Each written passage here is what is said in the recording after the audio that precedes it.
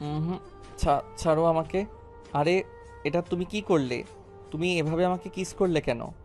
দেখতেই পাচ্ছ আমি তোমাকে কিস করছি, তাহলে আবার তুমি জিজ্ঞেস করছো কেন আমি কি করছি? হ্যাঁ, আমি তো তোমাকে সেটাই জিজ্ঞাসা করলাম। তুমি এভাবে আমাকে কিস করলে কেন? আই মিন, আমাকে কিস করার কারণটা কি? কতবার বলবো তোমাকে, তোমাকে আমি ভালোবাসি, কিন্তু তুমি তো আমার কথা শোনোই না। তাই আর কি করব, আমি নিজে একতরফাই তোমাকে ভালোবাসি। দেখো আপু, আমি তোমাকে শেষবারের মতো বলছি, তুমি আমার সঙ্গে আর এরকম করবে না। তুমি যদি নেক্সট টাইম আর কখনো আমার সঙ্গে এরকম করো, তাহলে কিন্তু আমি তোমার বাবা মায়ের সঙ্গে এই বিষয়ে কথা বলবো। আর তুমি যাতে আমাদের বাড়িতে কখনোই না আসতে পারো, আমি সেই বন্দোবস্তও করব। সে তোমার যা ইচ্ছা হয় তুমি তাই করতে পারো, তাতে আমার কোনো সমস্যা নেই, কিন্তু একটা কথা আমি তোমাকে পরিষ্কার জানিয়ে দিয়েছি, তুমি যাই কিছু করো না কেন, কিন্তু তাতে কোনো লাভ হবে না। কারণ একটা কথা তুমি খুব ভালো করেই জানো, আমি আমার বাবা মায়ের একমাত্র আদরের রাজকন্যা। আমার বাবা মায়ের কাছে আমি কোনো কিছু চেয়ে পাইনি, সেটা কখনো হয়নি। হ্যাঁ, সেসব আমি খুব ভালো করেই জানি। কিন্তু তাই বলে তুমি তোমার বান্ধবীর ছোট ভাইয়ের সঙ্গে এসব কিছু করতে পারো না। তোমার বান্ধবীর ছোট ভাই মানে তোমারও ছোট ভাই। দেখ, একদম আমার সঙ্গে এসব হাদিস দেখাতে আসবি না। আমি এসব হাদিস শুনতে পছন্দ করি না, সেটা তুই খুব ভালো করেই জানিস। তাই আমি তোকে শেষবারের মতো বলছি, কখনোই আমার সঙ্গে এসব হাদিস বলতে আসিস না। তাহলে কিন্তু তোর সঙ্গে খারাপ ছাড়া ভালো কিছু হবে না।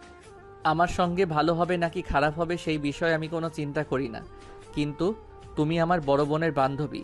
তুমি আমার তুমি আমার সঙ্গে এসব কিছু করতে পারো না। সমাজে আমাদের একটা রেপুটেশন আছে। আচ্ছা শোন, আমাকে সব সময় এত জ্ঞান দিস না। কোথায় কি করতে হবে আর কোথায় কি করতে হবে না হবে সব কিছু তোর চাইতে আমি খুব ভালোই জানি। দেখ, আমি শুরু থেকেই তোকে বলছি যে আমি তোকে ভালোবাসি, কিন্তু তুই আমার কথার কোনো পাত্তাই দিচ্ছিস না কেন বলতো? আমি দেখতে খারাপ নাকি অশিক্ষিত, নাকি আমার বাবার অর্থ সম্পদ নেই? কোন দিক থেকে তোর সমস্যা তুই সেটাই আমাকে বল। কোনো দিক থেকে কোনো সমস্যা নেই, সমস্যা শুধু একটাই। সেটা হলে তুমি আমার চাইতে বয়সে বড়। আর সবচাইতে বড় কথা হলো, তুমি আমার বড় বোনের বান্ধবী, আমার নিজের বোনের মতোই। তাই আর যাই হোক, বোনের সঙ্গে তো আর প্রেম করা যায় না, তাই না? তাছাড়া তুমি খুব ভালো করেই জানো আমি একটা মেয়েকে পছন্দ করি। তার সঙ্গে আমি 2 বছরের রিলেশনে আছি। সেই সব কিছু এই যুগে কোনো ব্যাপার না। এই যুগের ছেলেমেয়েরা প্রেম করবে না তো কি প্রেম করবে, ওই সব নিয়ে আমার কোনো মাথা ব্যথা নেই। তুই যদি 10টা মেয়ের সঙ্গে প্রেম করে থাকিস তাতে আমার কোনো সমস্যা নেই। এখন থেকে তুই আমার, আমি শুধু সেটাই জানি, তোকে ভালোবাসার অধিকার শুধু আমারই এখন। এই কথা বলতে বলতে নেহা আবার নীলের দিকে এগোচ্ছিল, কিন্তু নীল কোনো রকমে সেখান থেকে বাঁচিয়ে নিয়ে রুম থেকে ছুটে পালালো। সে সিঁড়ি দিয়ে নিচে নামছিল, এমন সময় তার বড় বোন সামনে এসে দাঁড়ায় আর তাকে বলে, কি ব্যাপার ভাই, কি হয়েছে তোর? তোকে এরকম দেখাচ্ছে কেন? আর এভাবে দৌড়ে সিঁড়ি দিয়ে নামছিস কেন? পড়ে গেলে পা ভেঙে যাবে তো। আপু প্লিজ, তুই আমাকে বাঁচা। আমি তোর বান্ধবীকে নিয়ে আর পারছি না। এই মেয়েটা আমার জীবনটাকে একদমও চেষ্টা করে তুলেছে। তুই প্লিজ আমাকে বাঁচা। হ্যাঁ, সেটা না হয় বুঝলাম, কিন্তু কি হয়েছে সেটা তো আমাকে বল। নেহা তোকে কি বলেছে? তোর বান্ধবী আজ আমাকে, আমি বলতে পারবো না, আমার লজ্জা করে। তুই তোর বান্ধবীকে জিজ্ঞাসা করিস। তোর বান্ধবীকে তুই আজ স্পষ্ট বলে দিবি সে যেন আর কোনোদিন আমাদের বাড়িতে না আসে। আর যদি সে কখনো আমাদের বাড়িতে আসে তাহলে কিন্তু আমি বাড়ি ছেড়ে চলে যাব। এই বাড়িতে আমি থাকবো না। তোর যে কোনোদিন আঙ্কেল জ্ঞান হবে, তোর যে কোন দিন আঙ্কেল জ্ঞান হবে, আমি সেটা বুঝতেই পারি না। নেহা তোর সঙ্গে একটু মজা করে আর তুই সেটাকে কিভাবে সিরিয়াসলি নিস? কেন? আমি সেটাই বুঝতে পারি না। নেহা সবসময় এরকম করে, তাই তোর সঙ্গে একটু ফাজলামো করে। আপু, এটা কোন ধরনের ফাইজলামো? আমি সত্যি বুঝতে পারি না। যেখানে তোর বান্ধবী খুব ভালো করেই জানে আমার একটা গার্লফ্রেন্ড আছে, তার সঙ্গে আমি 2 বছর ধরে রিলেশনে আছি। আমার গার্লফ্রেন্ড যদি এই সব কিছু জানতে পারে তাহলে কি হবে সেটা তুই নিজে নিজে ভেবে দেখিস। হ্যাঁ, সেই সব কিছু আমি অনেকদিন আগেই ভেবে দেখেছি, কিন্তু তোকে একটা কথা বলতে চাই। দেখ, আমার বান্ধবী কিন্তু মেয়ে হিসেবে খারাপ না। তুই তার সঙ্গে প্রেম করলে করতেই পারিস। আপু হয়েছে, অনেক বলেছিস, তোকে আর বলতে হবে না। তুই আমার বোন নাকি শত্রু আমি সেটাই বুঝতে পারছি না। নিজের ভাইকে কেউ তার বান্ধবীর সঙ্গে প্রেম করতে লেলিয়ে দেয়, সেটা আমার সত্যিই জানা ছিল না। তোর মতো বোন যদি আমার জীবনে না থাকতো তাহলে হয়তো আমি এরকম অভিজ্ঞতার সম্মুখীন হতে পারতাম না। আল্লাহ তাআলাকে অশেষ ধন্যবাদ যে তোর মতো একটা বোন আমাকে দান করেছিল। হ্যাঁ, এখন একটা কাজ কর, আমি তোর নাস্তা রেডি করে রেখেছি, তাড়াতাড়ি খেয়ে তারপর কলেজে চলে যা। আমি নাস্তা করে নিয়েছি আর আমারও ভার্সিটির সময় হয়ে গেছে। এখন আর তোর সঙ্গে কথা বলে সময় নষ্ট করার মতো সময় আমার হাতে নেই কিন্তু। শোন, আমি তোকে একটা কথা শেষবারের মতো বলে দিচ্ছি, তুই যদি তোর বান্ধবীকে সাবধান না করিস তাহলে কিন্তু তুই যে রিফাত ভাইয়ার সঙ্গে সম্পর্কে আছিস সেটা কিন্তু আমি আব্বু আম্মুকে বলে দেব। তুই যদি এই কাজটা করতে তাহলে আমার খুব উপকার হতো। প্লিজ ভাই, কর না এই কাজটা। আমি তো আমার ভালোবাসার কথা আব্বু আম্মুকে বলতে পারছি না, তাই তুমি বলে দিলে অনেক বড় উপকার হবে। দয়া করে আমার ভাই হিসেবে তুই এই কাজটা কর না ভাই। নীল তখন খুব ভালোভাবেই বুঝতে পারলো এভাবে থ্রেড দিয়ে কোনো কাজ হবে না, যা করার তাকে ঠান্ডা মাথায় করতে হবে। তাই সে তার বোনের সঙ্গে আর কোনো কথা না বলে চুপচাপ নাস্তার টেবিলে চলে যায়। তারপর আর নাস্তা শেষ করে রেডি হয়ে কলেজে চলে যায়। আর এদিকে রিমি আর নেহা দুজন অনেকক্ষণ আগেই ভার্সিটিতে চলে এসেছে। ক্যাম্পাসে বসে বসে রিমি আর নেহা গল্প করছে। তখন রিমি নেহাকে বলে, আচ্ছা দোস্ত, তোকে একটা কথা বলার আছে। তুই সবসময় নীলের সঙ্গে এরকম করিস কেন? বেচারি তো আজ সকালে আমাকে থ্রেট দিচ্ছিল, আমি যদি তোর সঙ্গে এই বিষয়ে কথা না বলি তাহলে নাকি সে আব্বু আম্মুর কাছে আমার আর রিফাতের সম্পর্কের কথা বলে দেবে।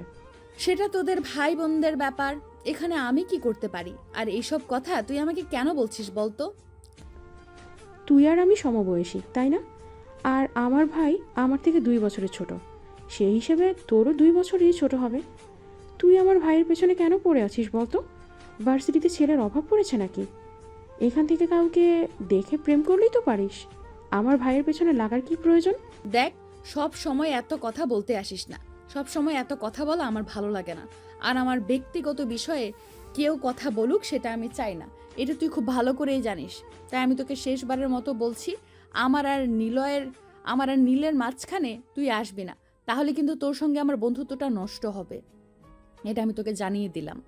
আচ্ছা ঠিক আছে, তুই যখন চাস না আমি এই বিষয়ে কথা বলি, তাহলে আমি আর কখনো এই বিষয়ে কথা বলবো না। কিন্তু নীল যদি আমাকে জিজ্ঞাসা করে তাহলে আমি তাকে কি উত্তর দেব সেটা তুই আমাকে বলে দে। আমি বুঝতে পারছি না আমি কোন দিক থেকে তোর ভাইয়ের অযোগ্য, যার কারণে তোর ভাই আমাকে একসেপ্ট করতে পারছে না। দেখ, আমি তোকে বলে দিচ্ছি, তোর ভাই যদি আমার না হয় তাহলে কিন্তু আমি পৃথিবীর অন্য কোনো মেয়ের হতে দেব না, সেটা তোর ভাইকে বলে দিবি। তখন রিমি নেহাকে কোনো কিছুই বলে না, চুপচাপ বসে থাকে। কিছুক্ষণ পর ক্লাসের ঘন্টা পড়লে রিমি আর নেহা দুজনেই ক্লাসে চলে যায়। এভাবেই সেদিনের দিনটা কেটে যায়। আর এদিকে দেখতে দেখতে নীল ইন্টার ফাইনাল ইয়ারে পরীক্ষা দেয়। আলহামদুলিল্লাহ, ভালো একটা নাম্বার দিয়ে পাশ করে সেদিন রাতের খাবার খাওয়ার জন্য সবাই ডাইনিং টেবিলে বসেছে। এমন সময় নীলের বাবা নীলকে বলে, তা নীল, এবার তো তোমার ভার্সিটিতে ভর্তি হতে হবে, সে বিষয়ে তুমি কোনো কিছু ভেবেছো? না বাবা, এখনও সেরকম কোনো কিছু চিন্তা করিনি। তবে আমি চিন্তা করছি আমি এখন চট্টগ্রামে চলে যাব, সেখানে থেকে পড়াশোনা করব। তোমার কি মাথা খারাপ হয়ে গেছে নাকি? আমি তো সেটাই বুঝতে পারছি না। যেখানে আমাদের পুরো পরিবার ঢাকা শহরে আছে, সেখানে তুমি চট্টগ্রামে কেন যাবে? আর সেখানে তো আমাদের কেউ নেই। সেখানে তোমার দেখাশোনা কে করবে? আর তোমার খাবারের বন্দোবস্তই বা কে করবে? তুমি তো বাইরের খাবার খেতে পারো না। নীলের এই কথাটা বলার পেছনে অন্যতম কারণ হলো ভালো করেই জানে তার বাবা তাকে তার বোন যে ভার্সিটিতে পড়াশোনা করে সেই ভার্সিটিতে ভর্তি হতে বলবে। কিন্তু সে যদি সেখানে ভর্তি হয় তাহলে তাকে নেহার অত্যাচার প্রত্যেক দিন সহ্য করতে হবে। কিন্তু সে এটা কোনোভাবেই করতে পারবে না, তাই আর কি। যাই হোক, বাবার কথা শুনে নীল বলল, না বাবা, সেরকম কোনো সমস্যা হবে না। আমি ছেলে মানুষ, আমাকে সব রকম পরিস্থিতির সম্মুখীন হতে শিখতে হবে।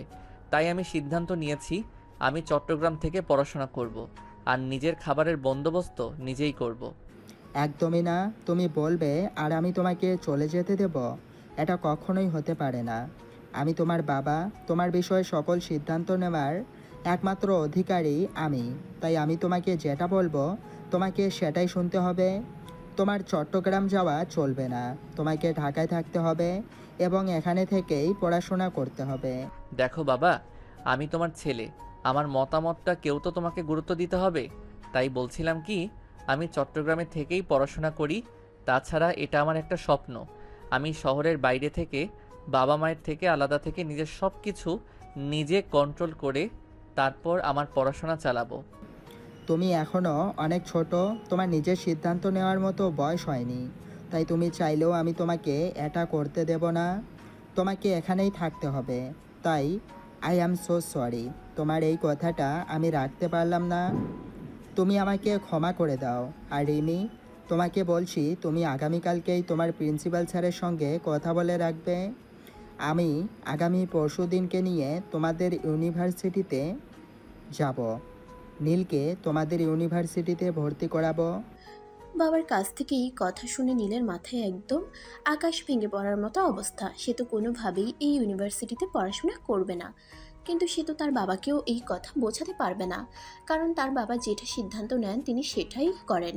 এখন নীল কি করবে কিছুই ভেবে পাচ্ছে না, কারণ নেহা আর এই রিমি দুজনে একই ভার্সিটিতে পড়াশোনা করে। তোমার নীল যদি এই ইউনিভার্সিটিতে ভর্তি হয় তাহলে নেহার জ্বালাতন তাকে সহ্য করতে হবে, কিন্তু এই কথা সে তার বাবাকেও বলতে পারছে না। তাই সে তার বাবাকে বলে, বাবা প্লিজ তুমি দয়া করে আমার সঙ্গে এরকমটা করো না। আমি তোমাকে যেটা বলছি তুমি সেটা বোঝার চেষ্টা করো। আমি এখানে পড়াশোনা করতে পারবো না, আমার ভালো লাগে না ঢাকা শহরে। আমার কথার পরে কেউ কথা বলুক সেটা আমি পছন্দ করি না, এটা তুমি খুব ভালো করেই জানো। তাই আমি তোমাকে শেষবারের মতো বলছি, আমি তোমাকে যেটা বলছি তোমাকে সেটা মেনে নিতে হবে, এর অন্যতা হবে না। আপু প্লিজ তুমি বাবাকে একটু বুঝিয়ে বলো আমি এখানে পড়াশোনা করতে চাই না। প্লিজ প্লিজ একটু বাবাকে বলো আমি চট্টগ্রাম থেকে পড়াশোনা করতে চাই, নয়তোবা অন্য কোনো শহরে। দেখ, বাবার মুখের উপর আমি কখনো কথা বলিনি, সেখানে তুমি কথা বলবে এটা আমার কল্পনার বাহিরে ছিল। যাই হোক, তারপরও আমি তোকে যেটা বলছি সেটা শোন। বাবা যেটা সিদ্ধান্ত নিয়েছে চিন্তা ভাবনা করেই সিদ্ধান্ত নিয়েছে, তাই আমি বললাম বাবার সিদ্ধান্তকে সম্মান করা উচিত। তার মানে হলো আপু তুইও আমাকে কোনো সাহায্য করবি না তাই তো? আচ্ছা ঠিক আছে, আমিও দেখি তোরা কে আমার সঙ্গে কতটুকু করতে পারিস। আল্লাহ পাক আমাকে ধৈর্য দান করুক। হ্যাঁ সেটাই, এখন কথা না বলে তাড়াতাড়ি খাবারটা শেষ কর, রাত অনেক হয়েছে, ঘুমাতে হবে।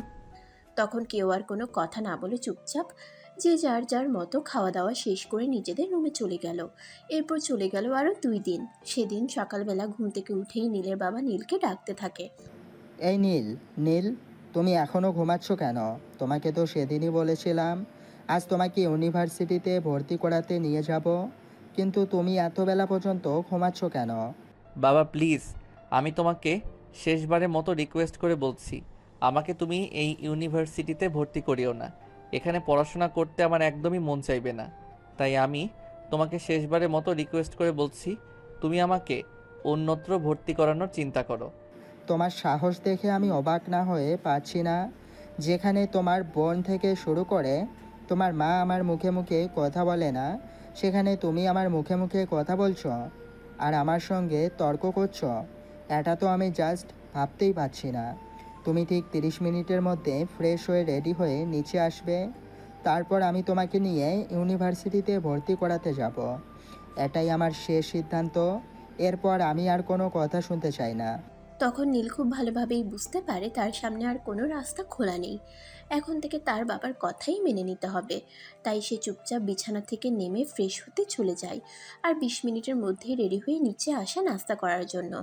নাস্তা করতে করতে রিমি বলে, আব্বু তুমি নীলকে নিয়ে বাইকে করে চলে যাও, আমি গাড়িতে করে নেহাকে নিয়ে তারপর ভার্সিটি যাব। নেহা প্রতিদিনই ভার্সিটি যাবার সময় আমার জন্য অপেক্ষা করে, আমি তাকে প্রতিদিনই ভার্সিটি যাবার সময় তুলে নেই। আচ্ছা ঠিক আছে, কোনো সমস্যা নেই, যেভাবে মন চায় সেভাবে যাও। আমাদের তো আর গাড়ি বা বাইক কোনোটাই অভাব নেই। যার যেটা ভালো লাগে সেটা সেটাই করে যাবে। এখানে আবার বলার কি আছে বল? তখন রিমি আর কোনো কথা না বলে নাস্তাটা শেষ করে আর নাস্তা শেষ হলে রেডি হয়ে বাসা থেকে বেরিয়ে পড়ে ভার্সিটি যাওয়ার উদ্দেশ্যে। অপরদিকে নীল তার বাবার সঙ্গে ভার্সিটিতে অ্যাডমিশন নিতে এসেছে। প্রিন্সিপাল স্যারের সঙ্গে কথা বলে তার বাবা তাকে ভার্সিটিতে এডমিশন করিয়ে দেয়। এদিকে তার বাবা ভার্সিটি থেকে বের হয়ে যায় আর রিমি আর নেহা দুজন ইউনিভার্সিটিতে প্রবেশ করে। ভার্সিটিতে প্রবেশ করতেই নেহার চোখ নিজের উপর পড়ে আর সে সেখান থেকে দৌড়ে গিয়ে নীলের সামনে দাঁড়ায় আর তাকে বলে, কি ব্যাপার জান পাখি, শুনলাম নাকি তুমি এত কিছু করেও অন্য কোথাও যেতে পারলে না, শেষমেশ আমার ভার্সিটি অ্যাডমিশন নিতে হলো। এখন থেকে তো সারাক্ষণ তোমাকে আমার সামনেই থাকতে হবে। হ্যাঁ, সেটা তো আমিও সারাক্ষণ মনে মনে ভাবছি। এখন থেকে একটা পেতনির সামনেই আমাকে সারাক্ষণ থাকতে হবে, আর পেতনিটা সারাক্ষণ আমাকে জ্বালাবে। আজ তো শাকচুন্নি একটা দেখলেই গা ঘিনঘিন করে। আমি তো এটাই ভাবতে পারছি না এখানে আমি পড়াশোনাটা করব কি করে। নীল, এটা কিন্তু একদম ঠিক হচ্ছে না। তুমি কিন্তু যথারীতি আমাকে অপমান করছো। এই অপমান কিন্তু আমি কোনোভাবেই সহ্য করব না, এটা তোমাকে বলে দিলাম। আমার কথা যদি আপনার সহ্য না হয় তাহলে আপনি যা ইচ্ছে তাই করতে পারেন, আমার কোনো আপত্তি নেই। তবে আপনার মতো একটা শাকচুন্নি আর আমি কি সহ্য করা আমার পক্ষে কোনোভাবেই পসিবল নয়। এই কথা বলে নীল সেখানে আর এক মুহূর্তও দেরি না করে সেখান থেকে সোজা নিজের ক্লাসরুমে চলে গেল। কারণ সে খুব ভালো করেই জানে এখানে বেশিক্ষণ টিকা যাবে না, এখানে বেশিক্ষণ কাটালে উল্টাপাল্টা কিছু হয়ে যেতে পারে। এদিকে নীল চলে যেতেই নেহা রিমিকে বলতে থাকে, দেখ রিমি, তোর ভাই কিন্তু একটু বেশি বাড়াবাড়ি করছে। তোর ভাইকে তুই একটু বুঝিয়ে বল, তা না হলে কিন্তু আমি কি করব তার কিন্তু কোনো ঠিক নেই। দেখ, তোদের মধ্যে থাকার কোনো ইচ্ছা আমার নেই। তোদের চাইছে তারা তাই করতে পারিস, তাতে আমার বিন্দুমাত্র মাথা ব্যথা নেই। আর এইসব বিষয় যদি আমাকে ইনভলভ না করিস তাহলে আমি সবচেয়ে বেশি খুশি হব। বুঝতে পেরেছিস আশা করি। তারপর দুজনে মিলে ক্লাসরুমে চলে গেল। এভাবেই কাটতে থাকলো দিনকাল। নেহার অত্যাচার নীলের উপর ইদানিং বেড়েই চলেছে।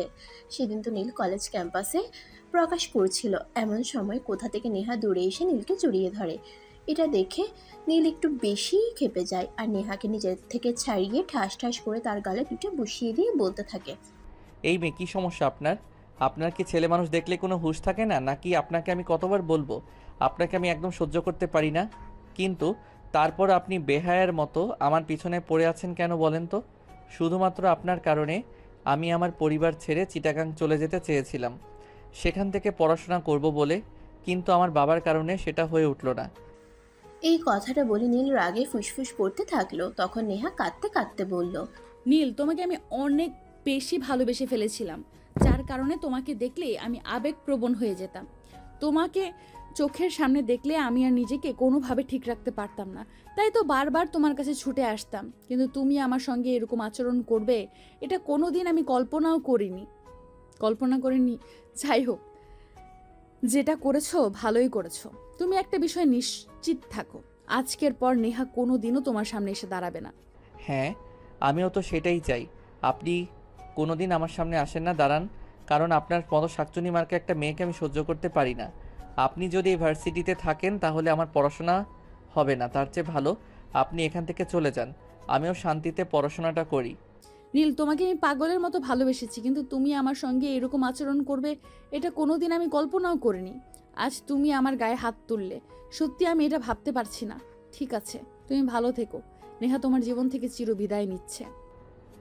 আরে, আপনি এখনও এখান থেকে যাচ্ছেন না কেন? আমি তো আপনাকে আর 1 মিনিটও সহ্য করতে পারছি না। দয়া করে আমার চোখের সামনে থেকে দূর হন, আমি আপনার ছায়াটাও দেখতে চাইছি না। নীলের এহেন অপমান নেহা আর নিতে পারছিল না, তাই সে আর কারোর সঙ্গে কোনো কথা না বলে দ্রুত ভার্সিটি থেকে বের হয়ে বাসায় চলে গেল। তবে এই বিষয়ে রিমি কিছু জানতো না। যখন ভার্সিটি ছুটি হলো তখন রিমি গেটের বাইরে দাঁড়িয়ে নেহার জন্য অপেক্ষা করছিল। বেশ কিছুক্ষণ পরে নীল ভার্সিটি থেকে বের হয়ে তখন রিমিকে সেখানে দাঁড়িয়ে থাকতে দেখে নীল বলে, কি ব্যাপার আপু, ভার্সিটি ছুটি হয়েছে অনেকক্ষণ, এখানে দাঁড়িয়ে আছিস কেন? নেহা কোথায়? নেহাকে দেখছি না কেন? শেষ পিরিয়ডের ক্লাসেও থেকে শেষ পিরিয়ডের ক্লাসেও থাকে, ক্লাসে দেখলাম না। নেহা কোথায় গিয়েছে? কিছু বলতে পারিস? ভার্সিটি ছুটির পর অনেকক্ষণ ধরে নেহাকে খুঁজছি, কিন্তু কোথাও তাকে খুঁজে পাচ্ছি না। কি বলিস? নেহা কোথায় গেল? সে তো কখনোই এমন করে না। আচ্ছা ঠিক আছে, একটা কাজ কর, তুই নেহার নাম্বারে ফোন দিয়ে দেখ নেহা কোথায় গেছে। তখন রিমি আর এক মুহূর্তও দেরি না করে সঙ্গে সঙ্গেই নেহার নাম্বারে ফোন দেয়। কিন্তু নেহার নাম্বার সুইচ অফ বলছে। এই কথাটা শোনা মাত্রই নীলের মাথা ঘুরতে শুরু করেছে। সে কি করবে আর কি বলবে কিছুই ভেবে পাচ্ছে না। কারণ এখন সে নেহার গায়ে হাত তুলেছিল, তবে কি সেই কারণেই নেহা কিছু একটা করে বসেছে? তখন নীল রিমিকে বলতে থাকে, আপু, আমি তো কিছুই ভাবতে পারছি না, এই সময় নেহা কোথায় গেল? একটা কাজ করো, চলো নেহাদের বাড়িতে যাওয়া যাক, সেখানে গিয়ে দেখি নেহার কোনো খোঁজ খবর পাওয়া যায় কি না। হ্যাঁ ঠিক আছে, তুই এখনই আমার সঙ্গে চল। আচ্ছা একটা কথা বলতো, তুই আবার নেহাকে কিছু বলিসনি তো? আমার কেন জানি না তোর প্রতি সন্দেহ হচ্ছে। মনে হচ্ছে তুই নেহাকে কিছু বলেছিস। কি বলতে যাব? আসলে হয়েছে কি, তখন নেহা ক্যাম্পাসে সবার সঙ্গে আমাকে জড়িয়ে ধরেছিল। আমি নিজেকে কন্ট্রোল করতে না পেরে নেহাকে 2টা চড় মেরেছিলাম। বলেছিলাম আমার চোখের সামনে থেকে দূর হয়ে যেতে। এসব তুই কি বলছিস? আমি তো ভাবতেই পারছি না তুই এমন কাজ করতে পারিস। তুই জানিস নেহা কষ্ট পেলে নিজেকে কতটা কঠিন করতে পারে? এক্ষুনি বাইকে স্টার্ট কর, আমাকে নেহাদের বাড়িতে নিয়ে যাবি। গিয়ে দেখে নেহা কি করছে। আমি তো ভাবতেই পারছি না এসব কিছু। তখন নীল আর কোনো কথা না বলে চুপচাপ সঙ্গে সঙ্গেই বাইক স্টার্ট দিল। আর কিছুক্ষণের মধ্যেই নেহাদের বাড়িতে এসে পৌঁছালো। 2-3 বার কলিং বেল চাপ দেওয়ার পর মধ্যবয়সী একজন মহিলা এসে দরজা খুলে দিলেন। তাকে সালাম দিয়ে জিজ্ঞাসা করলো, আসসালামু আলাইকুম আন্টি, আমি রিমি, নেহার বন্ধু। নেহা কি বাড়িতে আছে? আসলে ভার্সিটি ছুটির পর তাকে কোথাও খুঁজে পাচ্ছিলাম না, আর তার ফোনে ফোন দিয়েছি, ফোন সুইচ অফ বলছে, তাই আপনাদের বাড়িতে চলে আসা। আমি তো এই ব্যাপারে কিছুই বলতে পারবো না। নেহা যখন বাড়িতে এসেছিল তখন আমি জিজ্ঞাসা করলাম কি হয়েছে। সে বলল তার নাকি শরীর খারাপ লাগছে। তখন থেকে সে রুমে গিয়ে দরজা বন্ধ করে আছে। আমি তাকে একবার ডাকতে গিয়েছিলাম, কিন্তু সে আমার ডাকে কোনো সাড়া দেয়নি। ঠিক আছে আন্টি, কোনো সমস্যা নেই, আমি রুমে গিয়ে নেহার সঙ্গে কথা বলছি। আর নীল, তুই ড্রয়িং রুমে বসে অপেক্ষা কর, আমি ফিরে না আসা পর্যন্ত। রুমে গিয়ে দেখতে পাই নেহা বিছানায় শুয়ে শুয়ে কান্না করছে। রিমি তার পাশে গিয়ে বসে কাঁধের উপর হাত রেখে বলে, কী রে নেহা, কী হয়েছে তোর? এভাবে ভার্সিটি থেকে কিছু না বলে চলে আসলি কেন? আর এখন এভাবে কান্না করছিস কেন? কার সঙ্গে ঝগড়া হয়েছে নাকি? দোস্ত, আমি আর এখানে থাকবো না রে। আগামীকালকে আমি শহর ছেড়ে চলে যাচ্ছি অনেক দূরে, যেখানে গেলে আমার পরিচিত কেউ আমাকে দেখতে পাবে না। পরিচিত কারোর সামনে কখনোই আমাকে পড়তে হবে না। আর ভালোবাসার মানুষ তো অনেক দূরের কথা। কেন, কি হয়েছে তোর? সামনেই ফাইনাল ইয়ারের এক্সাম, আমার এখন এসব কথা তুই কেন বলছিস? তোর মাথায় কি ভূত ঢুকেছে নাকি? নিজের কেরিয়ারটাকে শেষ করে দিবি ভেবেছিস? যেখানে নিজের জীবনটাকে নষ্ট করে দেওয়ার চিন্তা মাথায় এসে গেছিল, কিন্তু আত্মহত্যা মহাপাপ, তাই সিদ্ধান্তটা বদলে ফেলেছি। আর সেখানে তুই ক্যারিয়ারের চিন্তা করছিস। ক্যারিয়ার নিয়ে আমি আর চিন্তা করি না দোস্ত। বা জীবনটা খুবই ছোট, এই ছোট্ট সময়ের মধ্যেই তোদের মাঝখানে চলে এসেছিলাম আর তোদের অনেক বিরক্ত করে গেলাম। কি হয়েছে তোর সেটা তো তুই আমাকে আগে খুলে বলবি। দেখ, আমার কিন্তু এখন এসব পেঁচাল ভালো লাগছে না, মাথা খারাপ হয়ে যাচ্ছে বলে দিলাম। আগামীকাল সকাল 8টায় বাসা থেকে বের হব, মন চাইলে আসিস, এখন যেতে পারিস। এরপর নেহা রিমিকে আর কোনো কথা বলার সুযোগ না দিয়ে সেখান থেকে দৌড়ে সোজা ছাদে চলে গেল। আর ছাদে এসে সিঁড়ির দিকে দরজাটা লাগিয়ে দিল, যাতে কেউ তাকে সেখানে গিয়ে বিরক্ত না করতে পারে। অবশেষে উপায় অন্তর না পেয়ে রিমি ড্রয়িং রুমে চলে আসে। আর তখনই নীল তাকে বলতে থাকে, আপু কি খবর, কোনো কিছু জানতে পারলি? কি হয়েছে নেহা আপুর, কেন সে এমন করছে? সেরকমভাবে আমি কোনো কিছু বুঝতে না পারলেও এইটুকু বুঝতে পেরেছি, এসে কারোর ব্যবহারে খুবই কষ্ট পেয়েছে। আর সে আমাকে বলেছে সে নাকি আগামীকাল এই শহর ছেড়ে চলে যাবে। আমার যতদূর ধারণা মনে হয় তুই কিছু বলেছিস। না মানে আসলে আপু, যেটা হয়েছে আমি তোকে বলছি। তুই কেন করলি এরকমটা বলতো? তাই তো অভিমান সম্পর্কে খুব ভালো করেই জানিস, তাহলে তুই কেন এই কাজটা করতে গেলি? জানিস মেয়েটা তোকে কত ভালোবাসে, একদম পাগলের মতো। তোর এভাবে এরকম করাটা উচিত হয়নি। আই এম সো সরি, আমি আসলে বুঝতে পারিনি বিষয়টা যে এইভাবে সে রেগে যাবে। কিন্তু আপু এখন আমি কি করব? কিভাবে তোর রাগ ভাঙাতে পারি? এখন আর উপায় খুঁজে কোনো লাভ নেই, কারণ আমি খুব ভালো করেই জানি নেহা তার সিদ্ধান্ত নিয়ে ফেলেছে। সে আর এখানে থাকবে না, এখান থেকে অনেক দূরে চলে যাবে। কিন্তু কোথায় যাবে সে বিষয়ে আমাকে কোনো কিছুই বলেনি, তাই আমি তাকে কোনো আপডেট দিতে পারছি না। তবে একটা কথা বলতে পারছি যে সে আর কোনো দিন তোর সামনে এসে দাঁড়াবে না। তাহলে কি আর করব তুই বল, সেটা আমার মাথা কোনো কাজ করছে না। আসলে আমার অনেক বেশি রাগ উঠে গেছিল, তাই আমি এরকমটা করেছিলাম। কিন্তু সে এভাবে কষ্ট পাবে এটা আমি ভাবতে পারিনি। হঠাৎ কোনো সিদ্ধান্ত নিতে এটাও আমার কল্পনাতে ছিল না। এখন আর চিন্তা করে কি হবে? এখানে পৌঁছাতে কেউ কোনো লাভ হবে না। চল বাসা যাওয়া যাক, তারপর ঠান্ডা মাথায় চিন্তা ভাবনা করি নেহাকে কোনোভাবে আটকানো যায় কিনা। দেখ, সামনেই ফাইনাল ইয়ারের এক্সাম, এখন যদি এখান থেকে চলে যাই তাহলে তো আর সে এক্সাম দিতে পারবে না, কেরিয়ারটা একদম শেষ হয়ে যাবে। তারপর বাসায় এসে নীল আর রিমি দুজনে অনেক চিন্তা ভাবনা করতে থাকলো, কিন্তু কোনো উপায় অন্তর খুঁজে পেল না। আর পাবেই বা কী করে? নেহা এমনিতে খুব একটা রাগী মেয়ে, সেরকম কিন্তু নয়, কিন্তু হুট করে যদি রাগ উঠে যায় তাহলে সে কি করবে না করবে কিছুই ভেবে পায় না। তার মাথায় যেটা আসে সে সেটাই করে। এই বেলাতেও তার সঙ্গে ঠিক এটাই হয়েছে। সে প্রচণ্ড পরিমাণে রেগে গেছে।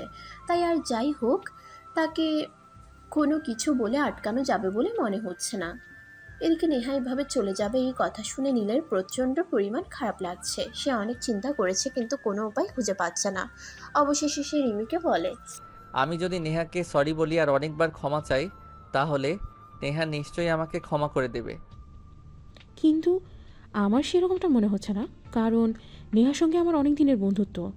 আমি মোটামুটি তাকে ভালোই চিনে ফেলেছি।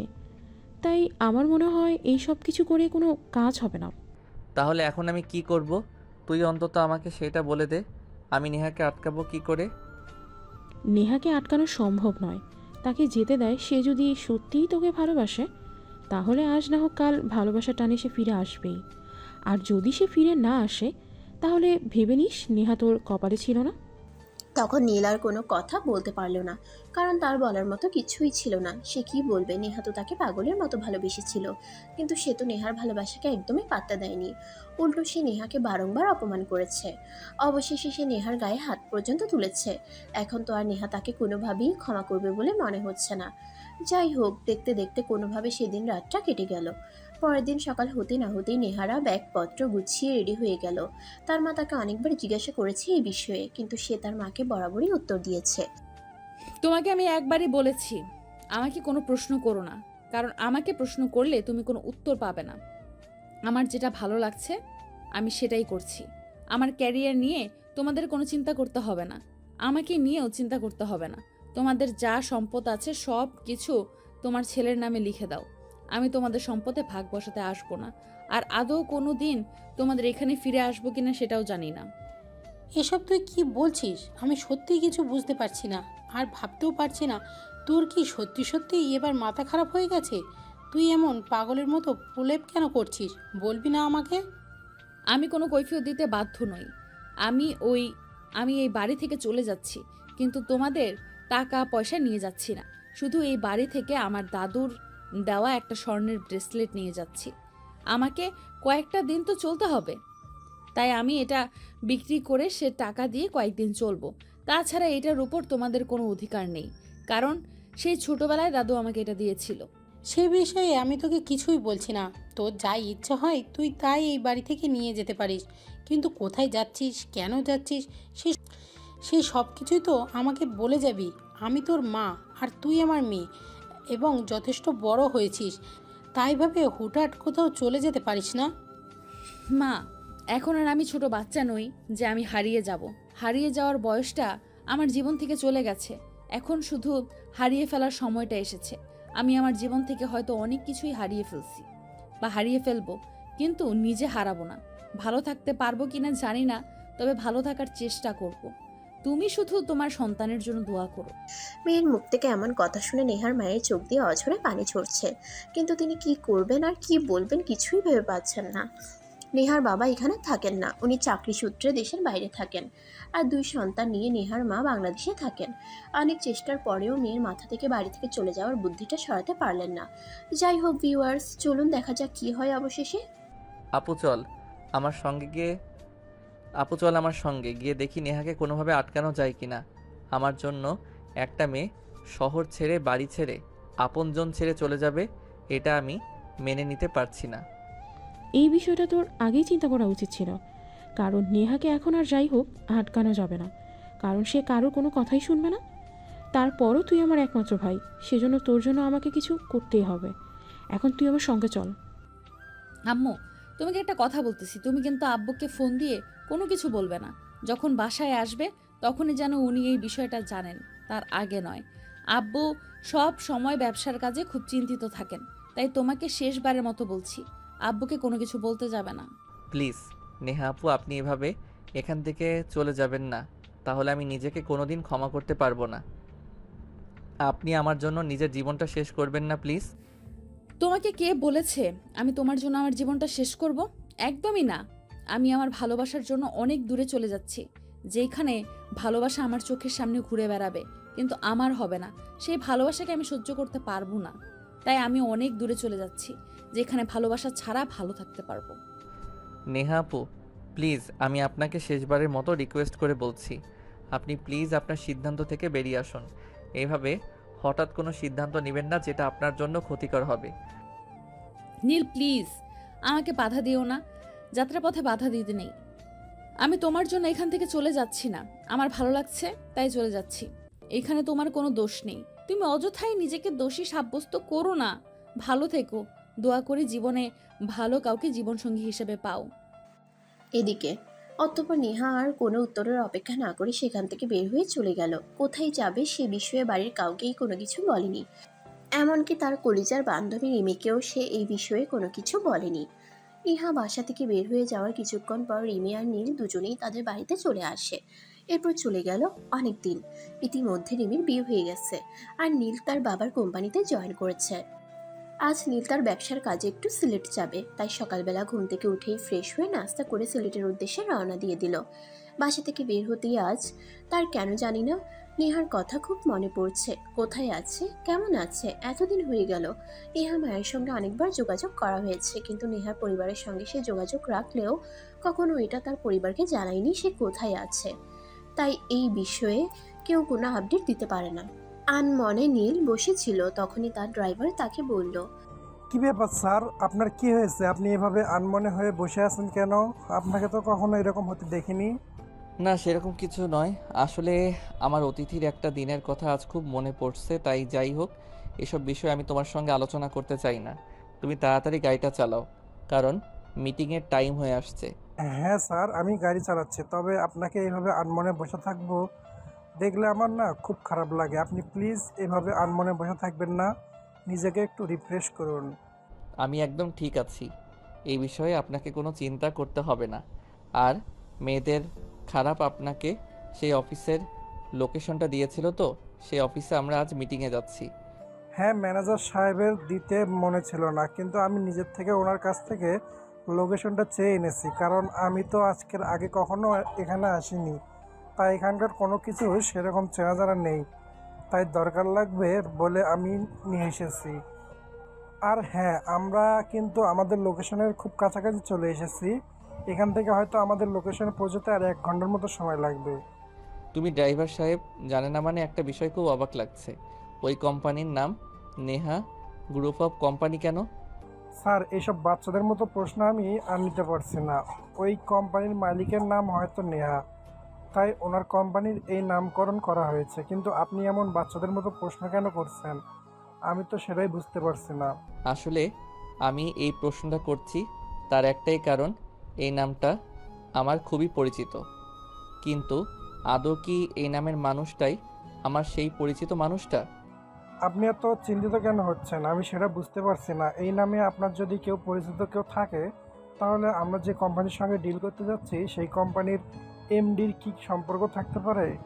তাছাড়া হতেও পারে এই মেয়েটাকে পরিচিত কেউ নয়, ভাই এমনও হতে পারে আমরা যেই কোম্পানির সঙ্গে ডিলই করতে যাচ্ছি আপনার নামের সেই মানুষটা হয়তো এই কোম্পানির এমডি। হ্যাঁ, আমারও কেন জানি না বারবার এরকম কিছুই মনে হচ্ছে, কিন্তু এখনও পর্যন্ত কনফার্ম হয়ে কোনো কিছুই বলতে পারছি না। যাই হোক, এখানে পৌঁছানোর পরই আসল ঘটনা জানা যাবে। এখন তুমি দ্রুত গাড়ি চালাও, আমার কেন জানি সময় কাটতে চাইছে না। অতঃপর ড্রাইভার আর কোনো কথা না বলে চুপচাপ গাড়ি চালাতে থাকলো। প্রায় 55 মিনিটের মাথায় সেই লোকেশনে এসে পৌঁছে গেল। কোম্পানির ভিতর ঢুকতেই রিসেপশনের মেয়েটা বলল, এক্সকিউজ মি স্যার, আমি যদি খুব বেশি ভুল না করে থাকি তাহলে আপনি নীল অফ গ্রুপ অফ কোম্পানির মালিক নীল চৌধুরী, তাই না? হ্যাঁ, আমি নীল চৌধুরী, আর আজ আপনাদের ম্যাডামের সঙ্গে আমার মিটিং আছে। আপনাদের ম্যাডাম কি এই মুহূর্তে অফিসে উপস্থিত আছেন? সরি ম্যাডাম, একটু আগে অফিসে নিয়েছিল, কিন্তু ওনার একটা দরকারি কাজ পড়ে গেছে, তাই একটু বের হয়েছেন। তবে চিন্তার কোনো কারণ নেই, আপনি একটু ওয়েট করুন, ম্যাডাম 10 মিনিটের মধ্যে চলে আসবেন। ওকে, ঠিক আছে, কোনো সমস্যা নেই, আমি ওয়েট করছি। তবে আমরা তো এখানে নতুন এসেছি, আমি এর আগে কখনো এই জায়গায় আসিনি, সেই জন্য এখানকার কোনো কিছু আমাদের চেনা জানা নেই। স্যার, আমি বুঝতে পেরেছি আপনি কোন বিষয়ে কথা বলতে চাইছেন। আপনার চিন্তার কোনো কারণ নেই। ম্যাডাম আমাকে আগেই বলেছিল আপনাদের জন্য গ্রেটস ইউজার রুম বুক করে রাখতে। আমাদের অফিস থেকে 5 মিনিট পর একটা ভালো গেস্ট হাউস আছে, আর আমি সেইখানে আপনাদের থাকার ব্যবস্থা করছি। তাছাড়া ম্যাডাম আমাকে আরও বলেছে ম্যাডামের বাসা অফিস থেকে কাছে, আপনারা চাইলে ম্যাডামের বাসাও অতিরিক্ত গ্রহণ করতে পারেন। এতে ম্যাডামের কোনো প্রবলেম হবে না। না চেনার কোনো প্রয়োজন হবে না, আমরা গেস্ট হাউসে থাকতে পারবো, আমাদের কোনো প্রবলেম নেই। যাই হোক, আপনি প্লিজ একবার আপনার ম্যাডামকে কল করে নিন, জানিয়ে দিন আমরা চলে এসেছি। এরপর রিসেপশনের মেয়েটা নীল ওয়েটিং রুমে বসে অপেক্ষা করতে থাকলো। প্রায় 10 মিনিট পরে রিসেপশনের মেয়েটা বলল, ম্যাডাম চলে এসেছেন, আপনাকে ওনার কেবিনে যেতে বলেছেন। আপনি প্লিজ আমার সঙ্গে আসুন, আমি আপনাকে ম্যাডামের কেবিন পর্যন্ত পৌঁছে দিচ্ছি। এখন ঋষি নীলকে নেহার কেবিন পর্যন্ত পৌঁছে দিয়ে সেখান থেকে চলে গেল। নীল কেবিনের দরজার সামনে দাঁড়িয়ে দেখতে পেল একটা মেয়ে খুব মনোযোগ সহকারে ল্যাপটপে কাজ করছে, কিন্তু তার সামনে ল্যাপটপ থাকায় তার চেহারাটা ভালোভাবে বোঝা যাচ্ছে না। তাছাড়া মেয়েটা সানগ্লাস পরা, তাই সে দরজার সামনে দাঁড়িয়েই বলল, এক্সকিউজ মি ম্যাডাম, আমি নীল গ্রুপ অফ ইন্ডাস্ট্রিজের একমাত্র মালিক নীল চৌধুরী। প্লিজ আপনি ভেতরে আসুন, আমি একটু জরুরি কাজে বাইরে চলে গেছিলাম, তাই আপনার সঙ্গে সময় মতো দেখা করতে পারিনি, তার জন্য আমি খুবই দুঃখিত। কথাটা বলতে বলতে নেহা মুখ তুলে তাকায়, আর নেহার চেহারা দেখতে পেয়ে নীল তো একেবারে অবাক, একদম থমকে যায়। আর সে বলতে থাকে, আরে না, আপনি এখানে, আমি তো ভাবতেই পারছি না।